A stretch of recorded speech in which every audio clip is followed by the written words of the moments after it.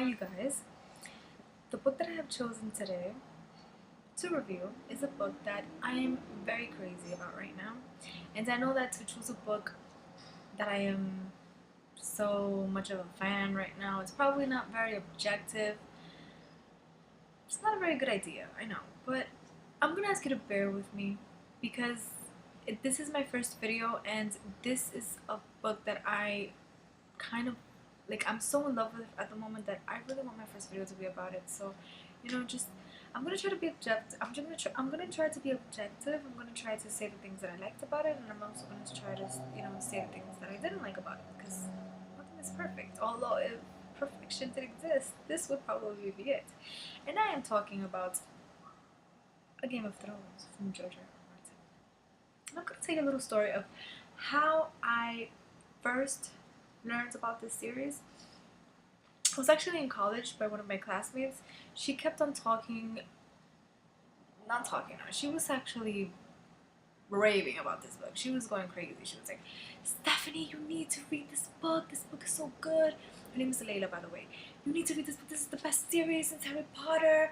And oh my god, and that. And I've heard that so many times. Oh, if you're a Harry Potter fan, read this. Oh, you're gonna love this if you love Harry Potter. And no, they always get disappointed.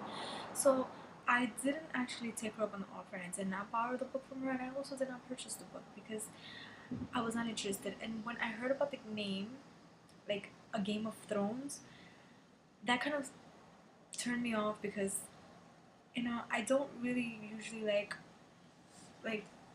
stories and books and series that are about wars and things like that. I don't know why, but I'm kind of more like a fairy princess thingy jiggy majiggy kind of person. I know it's kind of cheesy, but I'm a cheesy person, so I don't know. I like that. So I was like, nah, this is probably gonna be another boyish type of thing, and I'm not gonna like it. So I just ignored it. Days passed, hours passed, minutes passed, months passed, and I did not read the book. The first season came out. The second season came out, and one day I was very bored at my house. So I was like, you know what? Let me just put on A Game of Thrones because I have nothing else to do. So I put on the first episode and I was like, whoa, this is kind of cool. I like this. Maybe I should watch the second one. So I put the second episode on and I was like, whoa, this is good. I should watch the whole season. So I did. I watched the whole season, and then I watched season 2 back to front, or front to back, or I don't know how you say it when you're watching a TV and not reading a book. But I saw the whole thing from first to second season, all of it. And I would just get up, take a bath, eat, go back to bed, and watch the series. Like I did not have a life for those 3 days or whatever it took me to, because I don't remember. After I finished the first and the second season on TV, I was like, I need to get these books because I love the series and I don't want the third and the fourth and the fifth season to come out on TV and then have to read about knowing what is going to happen. So I decided to order the books and they came. When I saw those books, I was like, wow, they are huge. They're enormous. I really don't know what or how George Martin does that. I mean, I think that's all he does. I think he probably just writes all day. Like, he writes in the shower, he writes when he's sleeping, he probably writes when he's in the bathroom. I don't know. He writes all the time. These books are humongous. I mean, this book is big, but this is just the first one. The third book, which is A Clash of Kings. No, Storm of Swords. What is it? It's a Storm of Swords. That book is humongous. I mean, I think that just that book would be like an entire series for another series from another author. It's humongous. And, I don't know. I like it. I kind of like it when books are that long because usually I fall in love with the series and then they end and I'm just like, so sad. So it's kind of long. This is really long, but I like it. But it's long. But I like it. But it's on. So yeah. So I'm kind of like, but I love it. I love it. This is my favorite series right now. And I'm raving and babbling, blah blah blah. So I'm just gonna start with the book review. Like, the author, in my opinion, did such an amazing job by providing us with the possibility of identifying with such a collection of amazing, relatable, and lovable characters. As you read the book, you realize that each chapter is told from a different character's point of view. I thought this was a very creative way to give us a sense of each one without having to make them interact with each other all of the time, and at the same time taking us to the different settings the world in this book consisted of. One of the things that made me fall in love with it was the way the world was described with such detail, which is probably the reason why this book is so humongous. Each character was written with depth and individuality, resulting in realistic and humane personalities. Because of this, nothing was black or white, not one character was perfect, and most of the times you were able to understand the reasoning behind the character's choices and way of being. But I think that what won me over was the character of the imp. For all of you who have not read the books in the series or watched the TV adaptation, the imp is a dwarf by the name of Tyrion Lannister who was born into like a very wealthy family, and his family is basically like the nest of all the hardcore villains in the story. The reason why I love this character so much and the story for portraying him in such a light is because I feel that for the first time, an author has actually included a character that is a dwarf with the personality of a real person and not portrayed him as some sort of comical relief. Now, don't get me wrong, this character was indeed one of the funniest individuals in the story, but he was also one of the more intelligent ones, and this, in my opinion, is something that should have been done ages ago by epic story writers. I know I am taking things a little to heart right now, but I have always been a little offended when dwarfs are always portrayed as clowns or magical beings.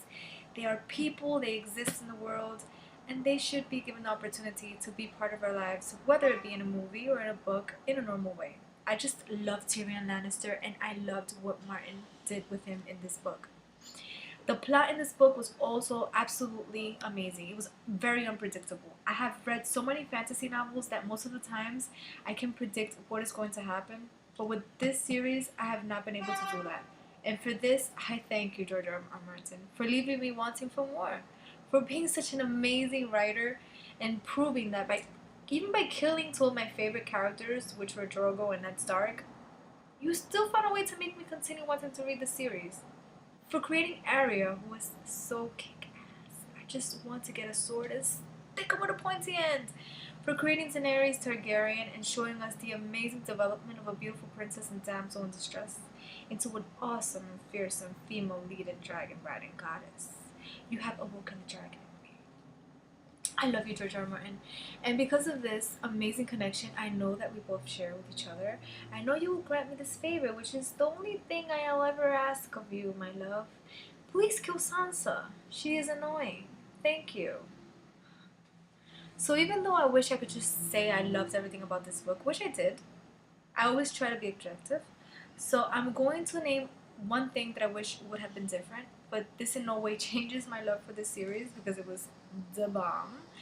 I wish that within the range of characters that the author chose to use for the different narrating perspectives and experiences, the Lannisters would also have been included in order for us to read about everything from their perspective. I don't know why, maybe I'm just evil myself, I don't know, but I love me a villain, and I think it would have been very enriching to see things through the eyes of the queen or her brother Jaime or her son Joffrey or heck any of the other Lannister children. I really didn't care. But hey, this was only the first book in the series, and there are still 4 more that already have been published, and 2 more are coming out in 2015, I think, or 2014, I don't know. So maybe we will be given a chance in the future to fall in love with the characters that we love to hate. Yeah, I would like to see a little bit more of Queen. The Queen. What's her name? God, I'm just embarrassing myself. What is her name? Cersei. I want to know a little bit more about Cersei.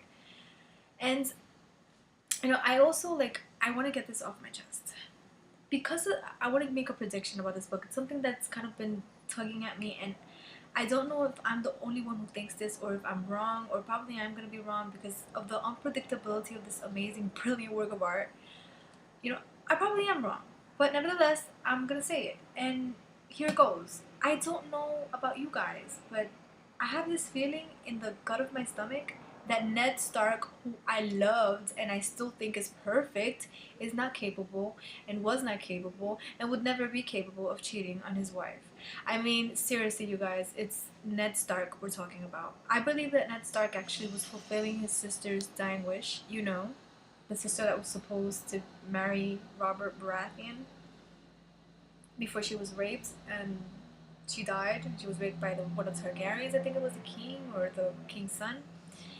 And well, I think that the dying wish consisted of making Ned promise her before she died that he would take care of her son Jon Snow, who is probably the product of this rape.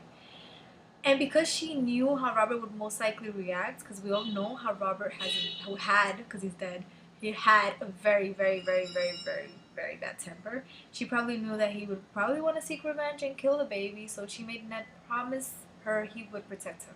And in keeping this promise, Ned preferred to lose his honor in the eyes of society in order to protect his nephew Jon Snow.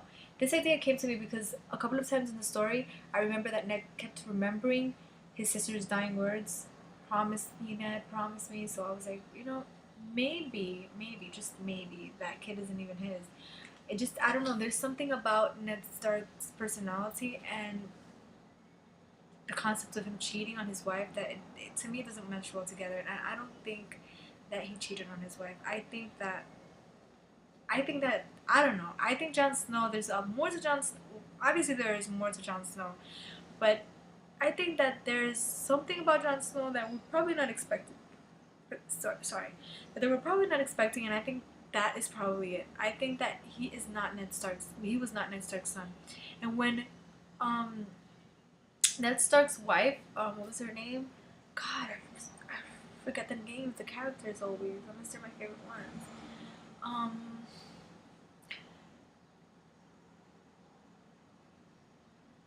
Mrs. Stark. Let's just say Mrs. Stark. When she finds out that that's not her stepson, that's not actually her ex-husband's or her passed away husband's son, she's gonna go crazy because she's treated him like crap, and that got me pissed off. Like, really, I know she's supposed to be like this very admirable character, and she loves her children. She's a very good wife. She was a very good wife and a very good mother, and she is brave and all of that. But I think that was wrong. I think she should not have treated John like that, and it pisses me off. I don't like her very much. Like, I try to put myself in her position, and if I was married to someone and they would have cheated on me and had a kid like with someone else, like, I would love that baby. That's just because that baby is from my partner's genetic pool, whatever. I would love him. That's like, the baby it's not his fault. Like, seriously, Mrs. Stark, you are mean. Like, I don't like you. I don't like you. And I really don't like Sansa either because she's annoying. I just like Arya and So yeah, this was my review. I hope you liked it. I will be getting a little bit more organized and better as I go making more videos, and I'm gonna try to do my best to get a better camera, better lighting, and choose a better place to position myself when I do the reviews. This was my first video, so please bear with me. I hope you liked it as much as I loved doing it. I loved it because I love this book. I love it. I love it. I would so recommend it. I give it 5 stars on Goodreads, and I give 5 stars on YouTube too because I love it. Yeah, this is like the next Harry Potter to me, the next Lord of the Rings. I don't know if you think that too, but for me it is, and I love it. So yeah, that was my review.